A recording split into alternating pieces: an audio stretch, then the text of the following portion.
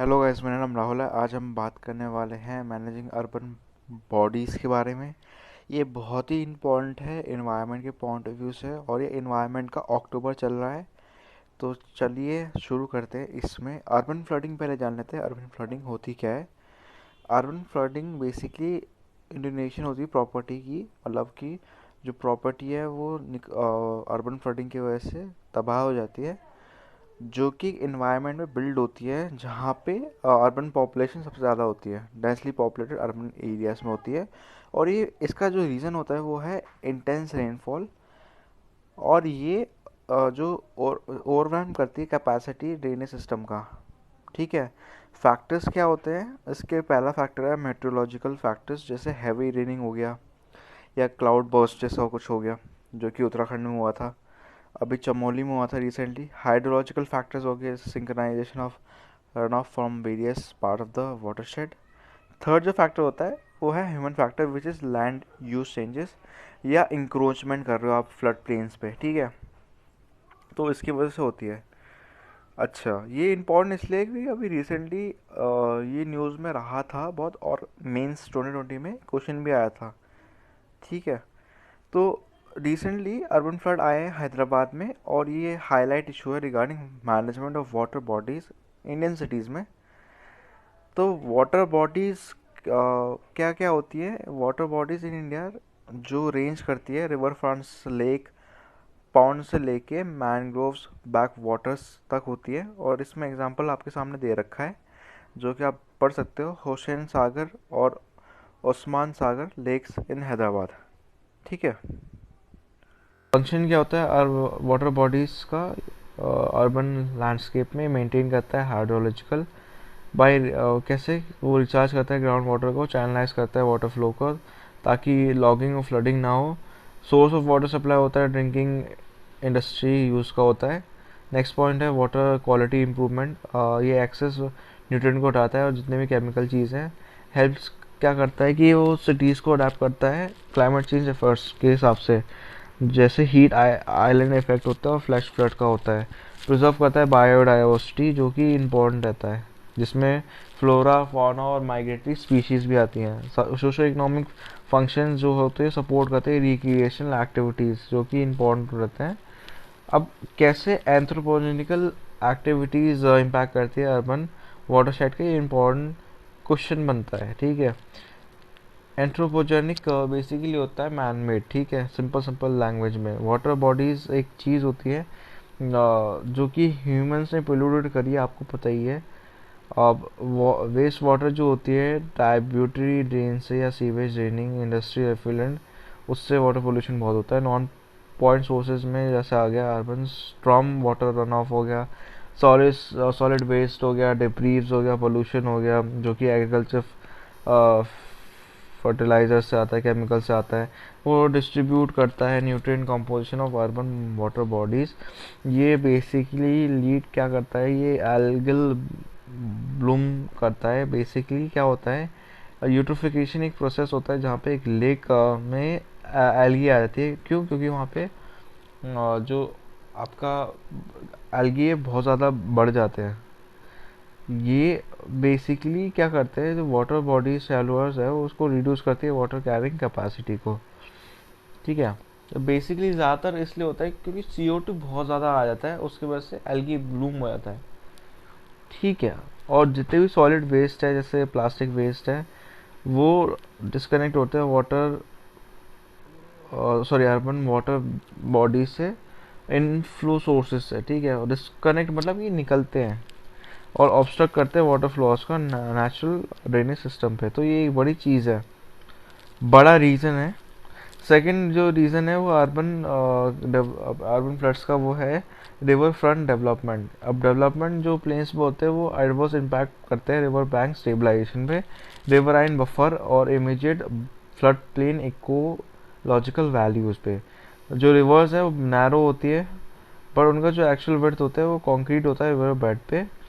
और ये इम्पैक्ट करता है रिवर फ्लडिंग कैपेसिटी में। जैसे एग्जांपल दिए, साबरमती रिवर जो है उनका ये यूनिफॉर्मिटी नैरो है वो 275 मीटर्स का है, जो कि during river front development project पे है।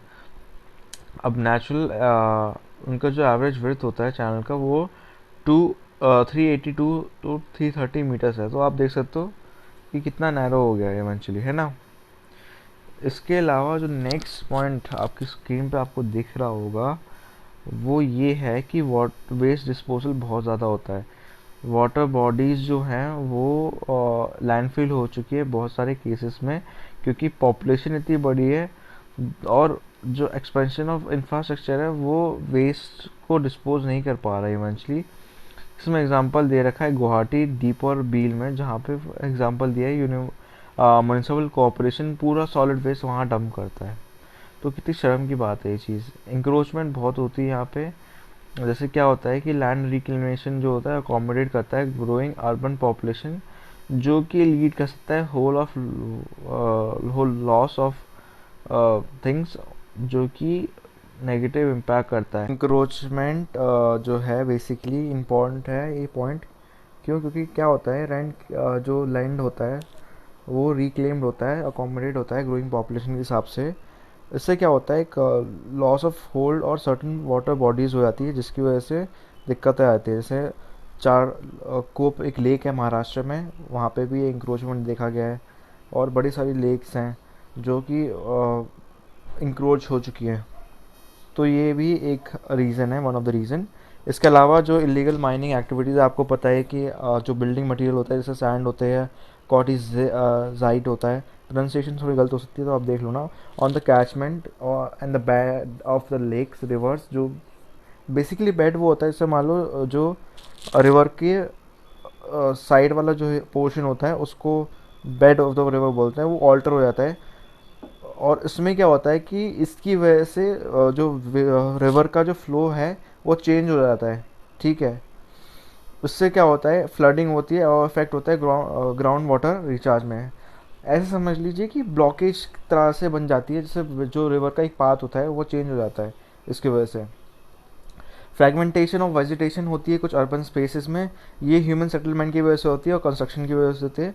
ये इस टाइप को जो वेजिटेशन होती है, इस अमाउंट को हम जो बोलते हैं वो प्लांट कम्युनिटी स्ट्रक्चर होता है, और अफेक्ट होता है स्टोरेज कैपेसिटी पे, और ये वाटर शेड होता है किसी भी हेल्दी वेजिटेटिव कवर पे।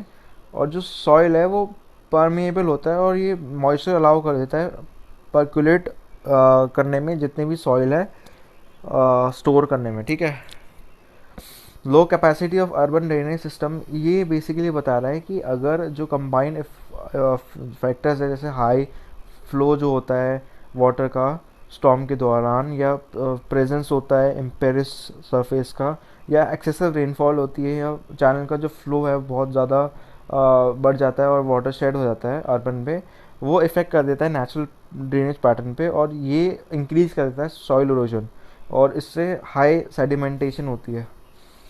और क्या फैक्टर्स हैं जो इम्पैक्ट करते हैं फंक्शन और integrity of urban water bodies? पहला है कि टॉक्सिक सब्सटेंस जो एंटर होते हैं फूड चेन में वो बहुत हार्मफुल होते हैं प्लांट्स, फिश और वाइल्ड लाइफ पे। ये रिड्यूस करता है वाटर क्वालिटी पे। Clogging of section of natural drainage channels होते हैं। डिस्टर्बेंस ऑफ एक्वेटिक बायोडाइवर्सिटी होती है इसमें। वे फॉरवर्ड की हम बात कर लेते हैं। वे फॉरवर्ड में आगे हमें क्या करना चाहिए, उससे पहले एक नज़र हम डाल लेते हैं कि क्या इवेंचुअली गवर्नमेंट ने स्टेप्स लिए हैं to see to into this matter, ठीक है।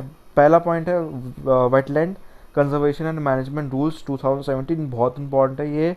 जो उसका ऑब्जेक्टिव वही है कि हमें कंजर्व करना चाहिए एक्वाटिक इकोसिस्टम को, जिसमें लेक्स और वाटर वेटलैंड्स आते हैं, सॉरी। और ये इम्प्लीमेंट होगा सस्टेनेबल कंजर्वेशन प्लान के द्वारा, जो गवर्न करेगा application of uniform policy and guidelines. National plan for conservation of aquatic ecosystem जो है NPCA, ये प्रोहिबिट करता है एक्टिविटीज़ जैसे होती है convergence of wetland for non wetland uses, जैसे इंक्रोचमेंट होती है, सॉलिड वेस्ट डंपिंग होती है। नेक्स्ट जो प्रोग्राम है बहुत ही इंपॉर्टेंट है, गवर्नमेंट स्कीम्स में भी ये पूछा जाता है, ये है Atul mission for regeneration and urban transformation, Amrut इसका शॉर्ट फॉर्म है। इसका जो मिशन है वो कंपोनेंट करता है लाइव पहली चीज़, ये प्रोविजन इंक्लूड करता है regeneration of water bodies, specifically drinking water पे होता है, और हमें रिचार्ज करना चाहिए ग्राउंड वाटर को, जो कि अभी बहुत कम हो रहा है। नेक्स्ट जो पॉइंट है वो नोटिफाई करता है wetlands. Ramsar convention Ramsar convention किस टाइम पे आया था? 1971 पे टाइम आया था। ये बहुत ही इंपॉर्टेंट कंजर्वेशन है। ये एक इंटर गवर्नमेंटल अकॉर्ड है जो साइन हुआ था मेंबर्स के द्वारा, मेंबर कंट्री के द्वारा। बेसिकली इसका एम यही था, ऑल तो बहुत ज़्यादा एम है, पर शॉर्ट में ये समझ लीजिए कि इकोलॉजी को बचाना है हमें। जो वेटलैंड्स होती हैं हमारे, वेटलैंड सबसे लार्जेस्ट अगर बात करूँ इंडिया में तो वो सुंदरबंस है, सॉरी। ठीक है। इन्फोर्समेंट और मॉनिटरिंग गाइडलाइंस होगी सैंड माइंडिंग की। जो हमने देखा एक कॉज था, सैंड माइंडिंग मेजर कॉज था, तो कंट्रोल करने के लिए जो इलीगल माइनिंग चल रही है। लास्ट जो पॉइंट है वो है water prevention and control of pollution act 1974। Provide करता है सेवरल डायरेक्शन ताकि वो कंट्रोल करे flow of sewage and industrial effluent into the water bodies. बहुत इंपॉर्टेंट चीज़ है ये, ठीक है ना। वे फॉरवर्ड की हम बात कर लेते हैं अब। हमें रिवाइव करना चाहिए, रिस्टोर करना चाहिए वाटर बॉडीज़ को, पहला एम यही है, ठीक है। सेकेंड है इंटीग्रेट करना चाहिए वाटर शेड डेवलपमेंट को। और थर्ड पॉइंट है हमें चेक करना चाहिए इंक्रोचमेंट जो वाटर बॉडीज़ पे हो रही हैं। प्रमोट करना चाहिए ग्राउंड वाटर रिचार्ज और पोल्यूटेंट एट्यूनेशन, ठीक है। आप ये कैसे करेंगे? By removing concrete flood control channel और एक्सपोज करना चाहिए अंडरलाइन नेटिव सेडिमेंट। लिमिट करना चाहिए, रिड्यूस करना चाहिए, मिटिगेट करना चाहिए इम्पेरिफिस सर्फ सैंड्स, और ये टेक्नोलॉजी के थ्रू हो सकता है। स्टेक होल्डर पार्टिसिपेशन बहुत इंपॉर्टेंट है, कैपेसिटी बिल्डिंग बहुत इंपॉर्टेंट है। स्टेक होल्डर मतलब जो इफेक्टेड पार्टीज है बेसिकली, उसकी बात कर रहा है। इंश्योरिंग प्लान अर्बनाइजेशन बहुत इंपॉर्टेंट पॉइंट है कि भाई आपकी जो प्लानिंग होनी चाहिए बहुत वेल प्लान होना चाहिए, जो कि ज़्यादातर नहीं होती। और हमें प्रोटेक्ट करना चाहिए कैचमेंट एरियाज़ को, ड्रेनेज चैनल्स को। अदर स्टेप्स क्या है कि प्रॉपर डिस्पोजल होना चाहिए सॉलिड और लिक्विड वेस्ट का। और जो आप देख सकते हो हम अर्बन एरियाज़ में चल ही रहा है आजकल। तो ये न्यूज़ यहाँ ही ख़त्म हो जाती है। नेक्स्ट न्यूज़ जो हम स्टार्ट करने वाले हैं वो है पेस्टिसाइड मैनेजमेंट बिल 2020। बहुत इंपॉर्टेंट है ये भी। रिसेंटली क्या हुआ है, एक्सपर्ट ने वार्न करा है कि जो प्रोविजंस हैं पेस्टिसाइड मैनेजमेंट बिल 2020 के, वो हर्ट करेंगे फार्मर्स की लाइवलीहुड को, ठीक है। पहले समझ लेते हैं इसकी थोड़ी हिस्ट्री, देख लेते हैं। राइट साइड में जो उसका है ब्लॉक, प्रोडक्शन और यूसेज ऑफ पेस्टिसाइड्स कैसा होता है।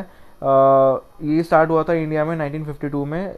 कैसे? क्योंकि एक प्लांट इस्टेब्लिश हुआ था कैलकाटा में। इंडिया जो है वन ऑफ जो इंसेंटिसाइड है, फंगिसाइड है, हर्बिसाइड है, वो यूज़ होते हैं इंडिया में। इसमें इंसेंटिसाइड जो है फॉर्म करते हैं हाईएस्ट शेयर। अब मेन जो यूज़ होता है पेस्टिसाइड का इंडिया में कॉटन क्रॉप्स के लिए होता है, उसके बाद पैडी और वीट आता है, ठीक है। अगर 2019 का डेटा के हिसाब से बात करूँ तो टोटल 292 पेस्टिसाइड्स है जो रजिस्टर्ड है इंडिया में। जो सबसे ज़्यादा हाईएस्ट कंजम्पशन है वो महाराष्ट्र में, उसके बाद यूपी में, पंजाब में, फिर हरियाणा में। पर हेक्टेयर की बात करो तो कंजम्पशन सबसे ज़्यादा पेस्टिसाइड का वो पंजाब में होता है, ठीक है। अब इस बिल में है क्या, ये इंट्रोड्यूस हुआ था 2020 में राज्यसभा में। Ministry of agriculture and farmers welfare in March 2020 में हुआ था। ये रेगुलेट करता है मैन्युफैक्चर, इंपोर्ट, सेल, स्टोरेज जो होता है पेस्टिसाइड्स का। क्यों? ताकि वो इंश्योर करे अवेलेबिलिटी ऑफ सेफ पेस्टिसाइड और मिनिमाइज करे रिस्क को, ठीक है, जो कि होता है ह्यूमंस पे, एनिमल्स पे और आपका इन्वायरमेंट पे। की फीचर्स क्या है बिल में? बिल में ये डिफिनेशन है पेस्ट और पेस्टिसाइड का। पेस्ट कोई भी स्पीशीज़ होती है एनिमल की जो अनवांटेड होती है, इंजरीज होती है प्लांट्स को, ह्यूमंस को, एनिमल्स को, एनवायरनमेंट को।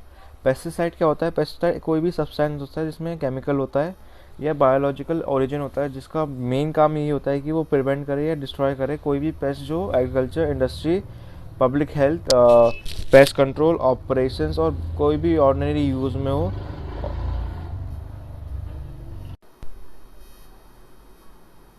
तो इनमें से जो भी है आपको समझ आ गया होगा। पेस्टिसाइड बहुत नॉर्मल मतलब है इसका कि कोई भी चीज़ जो अनवांटेड है उसको डिस्ट्रॉय करे। ये प्रमोट करता है ऑर्गेनिक पेस्टिसाइड, ठीक है। Constitution of central pesticide board advice करता है सेंट्रल और स्टेट गवर्नमेंट को कि वो साइंटिफिक एंड टेक्निकल मैटर्स पे अराइज करें इस एक्ट के अंदर। ये एडवाइस करता है सेंट्रल गवर्नमेंट को कि फॉर्मुलेट करे स्टैंडर्ड्स और बेस्ट प्रैक्टिस किसके लिए? रिकॉल और disposal of pesticide, working condition और training of workers, pesticide manufacture laboratories, pest control operators. और आपका अदर प्रोविजंस में क्या क्या है कि वो रिलेट होता है registration of pesticide, procedure for obtaining licence to manufacture, distribute करे स्टॉक ऑफ पेस्टिसाइड को, रेगुलेट करे प्राइसेस जो कि नेसेसरी है, प्रोहिबिट करे सर्टेन पेस्टिसाइड को, ऑफेंसेस और पेनल्टीज हो। इंटेंडेड बेनिफिट क्या है बिल के, कि प्रमोट करता है प्रोडक्शन और distribution of safe and effective pesticide. ये रिड्यूस करता है क्रॉप लॉसेस जो कि होते हैं स्पीशियस और सब स्टैंडर्ड प्रोडक्ट्स के, ठीक है, जो कि होते हैं सब स्टैंडर्ड प्रोडक्ट्स के।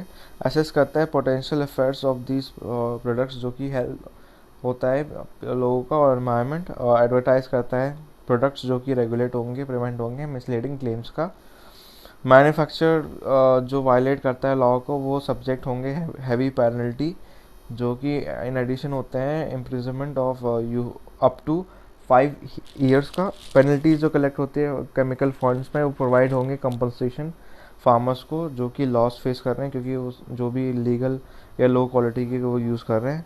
कि इश्यूज़ क्या है, कंसर्न क्या है कि एक्सपोर्ट ऑफ पेस्टिसाइड जो है PNB 2020 ये अलाउ नहीं करता एक्सपोर्ट करना पेस्टिसाइड को, जो कि बैंड है इंडिया में, इवन दो वो अप्रूव है कोई कुछ कुछ कंट्रीज़ में। तो ये एक पहला पॉइंट है जो इश्यूज़ का है। इसमें सब पॉइंट है कि यहाँ पे रिक्वायरमेंट नहीं है कोई रजिस्ट्रेशन टेक्निकल ग्रेड पेस्टिसाइड की जब आप इंपोर्ट कर रहे हो इंडिया में।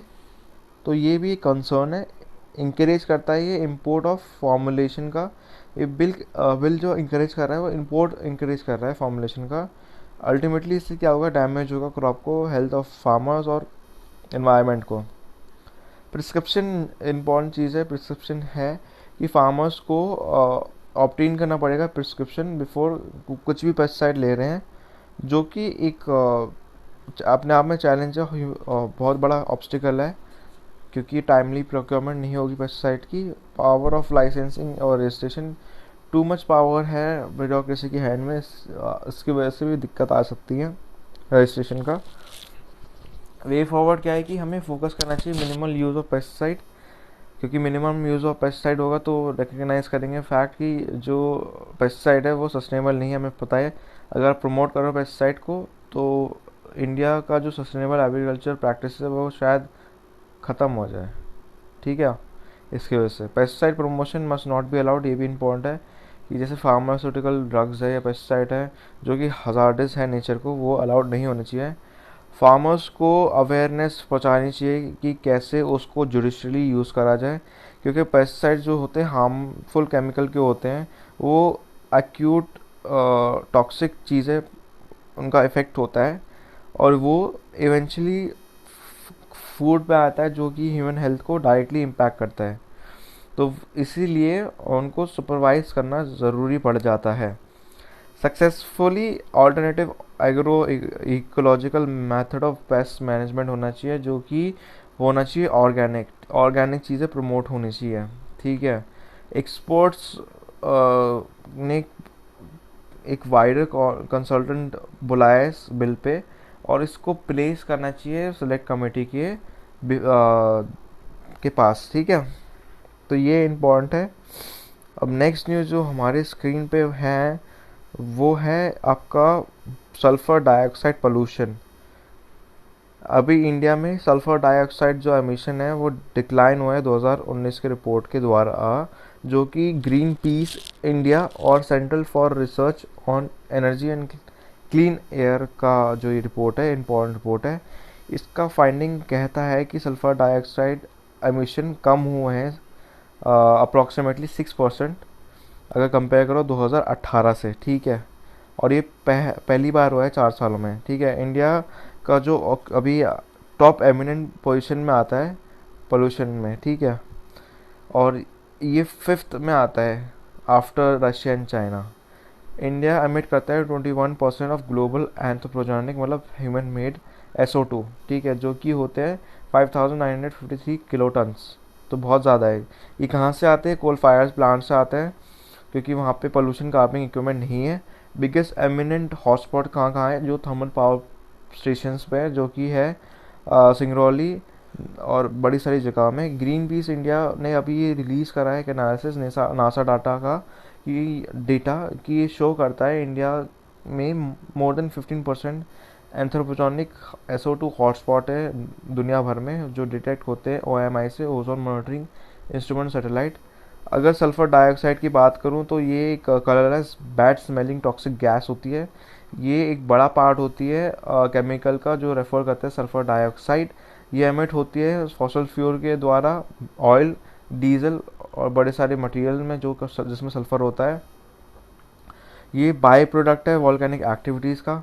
जैसे पावर, और बड़े सारे एग्जांपल है power plants, metal processing, smelting facilities और व्हीकल्स। इसका सेकेंडरी पोल्यूशन भी रिलीज़ होता है, पॉल्यूटेंट रिलीज़ होते हैं एयर में। सेकेंडरी पॉल्यूटेंट जो सल्फर डाइऑक्साइड है उसमें आता है सल्फर एरोसोल, पार्टिकुलर मैटर्स, जैसे PM2.5 आपने सुना होगा, एसिड रेन। इससे क्या होता है, अगर ये इंक्रीज जो ज़्यादा पोल्यूशन होता है सल्फर डाइऑक्साइड का, तो इससे रिस्क ऑफ स्ट्रोक आता है, हार्ट डिजीज़, लंग डिजीज़, ये सारा प्री मेच्योर डेथ आती है। ये एसिड रेन पे कंट्रीब्यूट करता है जो हार्म करता है ट्रीज, प्लांट्स और एक्वाटिक लाइफ को। ठीक है, स्टेप्स क्या लिए, सबसे इंपॉर्टेंट चीज़ है स्टेप्स इंडिया ने क्या लिया है कि रिन्यूएबल एनर्जी कैपेसिटी एक्सपेंड करा है, कोल डिफिशियंसी डिपेंडेंसी हमने कम करी है। गवर्नमेंट ने बहुत सारे थर्मल पावर प्लांट को जो कि नॉन कंप्लाइंट है उनको बंद करा है और एलोकेट करा है 4,400 करोड़ जो टैकल करे एयर पोल्यूशन क्राइसिस को। 2015 में ministry of environment and forest and climate change ने इंट्रोड्यूस करा है SO2 एमिशन लिमिट्स जो कोल पावर स्टेशन के लिए होंगे। ये बहुत इफेक्टिव है, ईजीएस्ट वे है ताकि हम रिड्यूस करें एयर पोल्यूशन। कैसे, हम इंस्टॉल करें फ्यूल गैस डीसल्फराइजेशन यूनिट्स जो कि इम्पोर्टेंट है। बट पावर प्लांट्स जो है उनकी डेडलाइन मिस हो चुकी है 2017 से, इंस्टॉलेशन ऑफ FGD। ठीक है, तो ये अभी तक की यहाँ तक की न्यूज़ है। नेक्स्ट में हम इसको कंटिन्यू करेंगे और इन्वायरमेंट को ख़त्म कर देंगे। तब तक के लिए लाइक शेयर सब्सक्राइब करें चैनल को। बाय।